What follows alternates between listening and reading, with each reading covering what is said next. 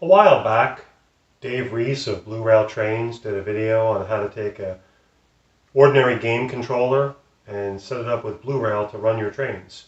Some people like the tactile feel of some actual buttons versus using the cell phone, and it was pretty neat. What I'd like to do here is just show you how I set mine up.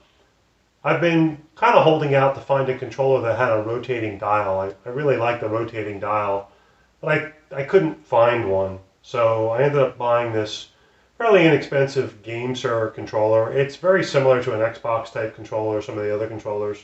Matter of fact, you'll see when we pair it today, it'll actually even say Xbox controller. So in order to pair the device to your phone, simply just turn on your Bluetooth settings on your phone. You want to hit the B button and the on button at the same time. And what should happen is the Xbox controller should show up here. We're just going to press on that and get that recognized on the phone, and it comes up as connected. So that's pretty simple. We're all ready to go. And now we can load our BlueRail app on the phone and then start running trains with the controller. So we have our BlueRail app loaded. You can see we've got the 44-ton already connected here via Bluetooth. So we're going to go ahead and connect on that and then go into our main screen on the phone. That's the standard BlueRail screen. And at this point, we can start running the train with our controller. This controller has just a few simple functions. Throttle is real easy. You can use this up and down button for one-step throttle increases or decreases. You can also use this button either pushed up and the throttle will just start to go up all by itself, or pull it down and the throttle will go down. And the other buttons you can use are these four buttons here. Your Y button will control your headlight. Your headlight will either come on or off. The B button, real simple, that's your bell, B for bell. X is your extra amazing horn. And A, I call A action. Action is your forward or your reverse. So right now we should be in forward mode, and if I just hit the up once or twice, we should start moving. And we'll stop it, we'll change the direction, we'll hit our action button, and we'll bring it the other way. And we can bring the train back. I'll even show you this throttle works. If you just pull this straight down, the throttle will go right off. There's our bell.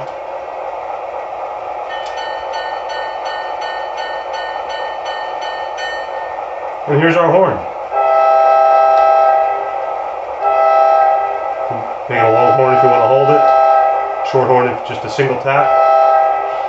And that's it. So you've got horn and bell, action for forward and reverse, headlight on and off, and two different ways to do the throttle. Individual speed steps, and if you want to go speed steps up quickly. For instance, watch the green ball if I push this up.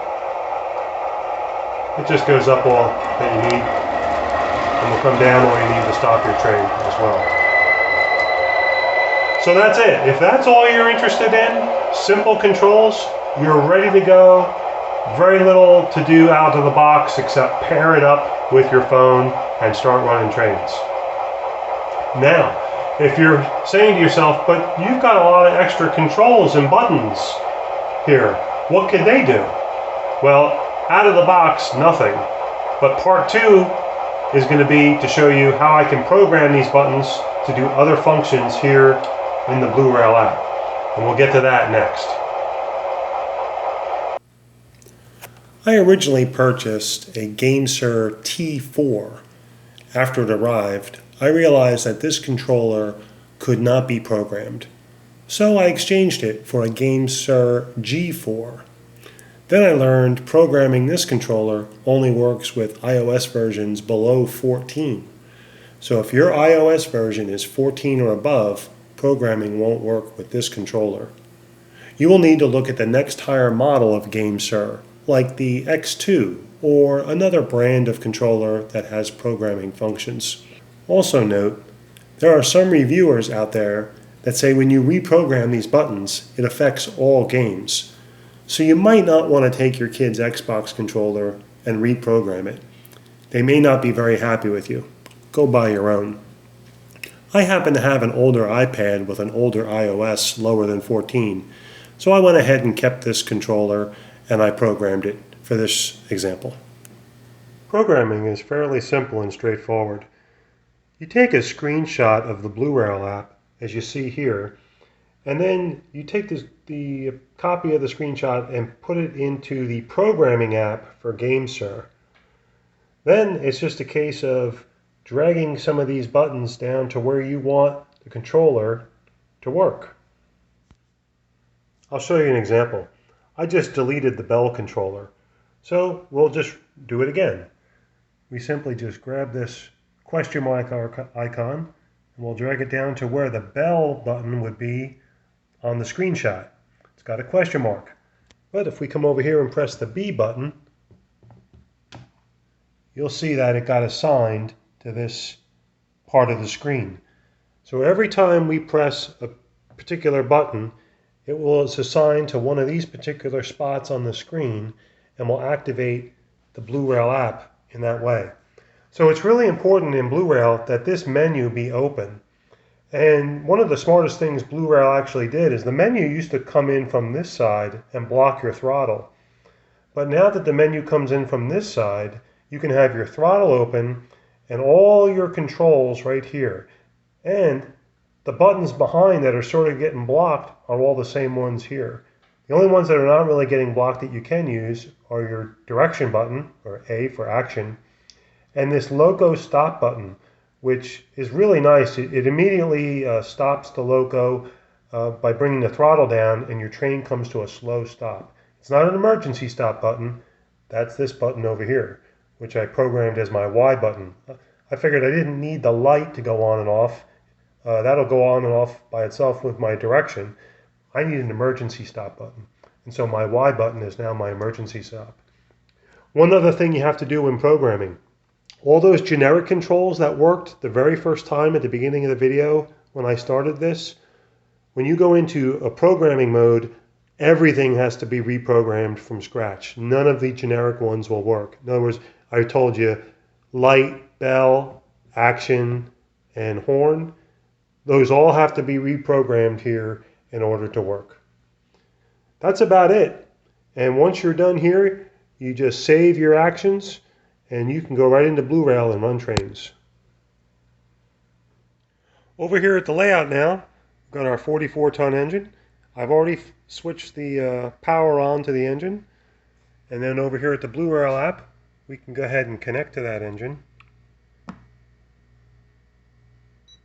That's connected. We'll go ahead into this standard mode menu, and we're going to open the extended menu. Remember, we're going to lose these buttons, but all these same buttons are in the menu, so that's okay. At this point, we can start running trains with our controller. I've programmed all these buttons here to work with these buttons on this controller. For instance, here's my startup button. Watch what happens to the third line down where it says startup when I push this button. Because I programmed it to work, that goes off, and of course, now you hear the engine running. So everything will work here now on the controller. We've got our B for bell. Watch the bell button, first one on the top.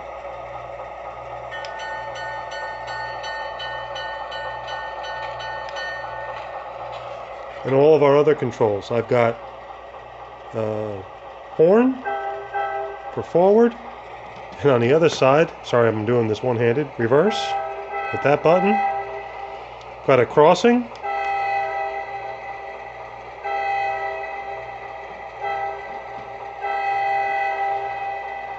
As I said before, here we have bell. We've got our action, which will be our reverse and forward. Our horn, single horn. And this button, really important for me anyway, I programmed this to be an emergency stop. So if I get into trouble, I can hit this, emergency stop all my BlueRail trains. This is my throttle, up and down. And this button here will give me a stopping effect where it'll stop the train, but it'll come to a gentle stop not an abrupt stop like your emergency stop. And this button here I programmed for the couplers, so I can pop the couplers just by moving this over. There's the rear, and there's the forward. So it's pretty fun. Let's just move it forward here. Pretty easy to control.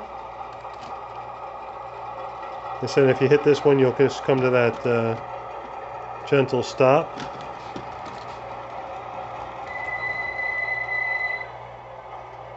And you're ready to go. Hit your action button and you can bring it back the other way.